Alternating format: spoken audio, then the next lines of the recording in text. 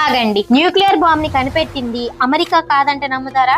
అవును, రామాయణంలో బ్రహ్మాస్త్రం ప్రయోగించినప్పుడు ఆకాశం ఒక్కసారిగా అగ్నిజ్వాలలతో నిండిపోయింది. పక్షులు మాడిపై పడిపోయాయి, భూమి కంపించింది. ఇది వినగానే న్యూక్లియర్ ఎక్స్పాన్షన్ గుర్తుకు రాదా? అవును, న్యూక్లియర్ బాంబ్ పరీక్ష తర్వాత ఓపెన్ హైమర్ భగవద్గీతలోని శ్లోకం కోట్ చేశాడు. Now I'm became death. ఎందుకు ఒక న్యూక్లియర్ సైంటిస్ట్ ఒక హిందూ గ్రంథాన్ని గుర్తు చేసుకున్నాడు? కొంతమంది చెప్తున్నది ఏంటంటే, రాజస్థాన్లో కొన్ని ప్రాంతాల్లో అసాధారణంగా కరిగిపోయిన ఇసుక గాజులా మారిన మట్టి.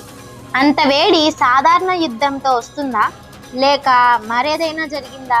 బ్రహ్మాస్త్రం నిజంగా న్యూక్లియర్ వెపన్ అయి ఉండొచ్చా, లేక ఇది సింబాలిక్ పవర్నా?